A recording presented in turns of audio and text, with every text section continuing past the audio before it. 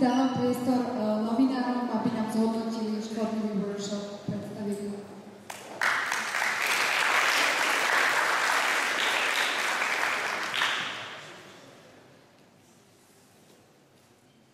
Tak, dobrý deň, vítam vás. Chceli by sme sa vám teraz predstaviť my novinári, ktorí, ako už bolo povedané, sme mali počas tohto jedného dňa a v Činališku na starosti pozorne sledovať a monitorovať dianie na našej politickej scéne.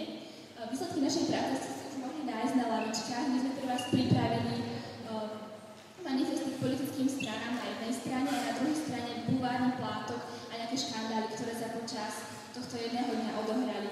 Takže a teraz vám v krátkosti priblížime, ako naše 4 dni práce na tomto projekte prebiehali. Takže ako sme už počuli, na začiatku Európska únia vyhlásila rok 2010 za Európsky rok boja proti chudobe a sociálnemu vylúčeniu. Preto sa teda gymnázium Jana Papánka pod záštitou Dreams and Team rozhodol zorganizovať tento projekt Študenti proti chudobe.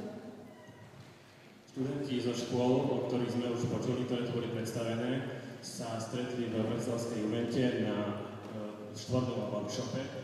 Tu už vidíme študentov z gymnázia Šurany, Súčany, Brezno a domácich zástupcov z Bratislavy. ako prvé sme si teda vytýčili nejaké naše aktivity, ktoré budeme robiť. Potom prišla druhá tzv. Recepcia, kde sme sa všetci spolu zoznámili. Potom prišli na rad prezentácie, v ktorých študenti prezentovali svoje práce, ktoré si mali pripraviť ešte doma na školách.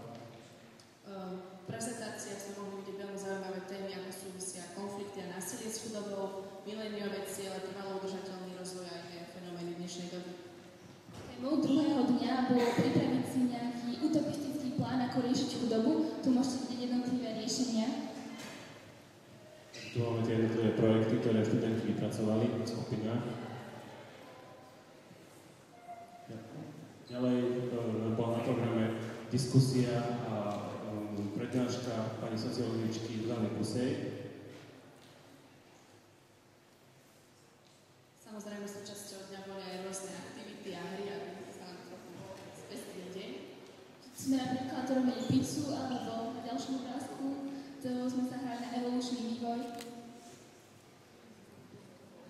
Na konci každého dňa sme si akoby tak zhodnotili a na takýchto papierikoch sme preukázali, čo sa nám páčilo alebo nepáčilo. A potom, vo štvrtok, už sa začala samotná politická kampaň. Tu môžete vidieť jednotlivé prípravy programov politických strán. Študenti začali tvrdo pracovať a pripravovali sa na dnešný deň a prezentácie. Tvorili sa jednotlivé programy, ktoré vás mali osloviť a teda ešte budú mať tú úlohu. Novinárov, ktorí teda pohľadali na tento proces. A vysvetlila si naše práce máte aj vy. A teraz aby sme vám trochu priblížili, čo nám ten celý projekt dal. Takže určite zámerom bolo analyzovať problém chudoby v regióne Európskej únie a nájsť akési riešenia alebo triezvy pohľad na problém riešenia chudoby. Ďalej aj v rámci tých diskusí bolo to získať určité nové informácie o probléme chudoby a o tom, čo sa vlastne okolo nás deje. Ďakujem vám za pozornosť a môžete si teraz vychutnať teda tie politické kampane, ktoré vás sa budú snažiť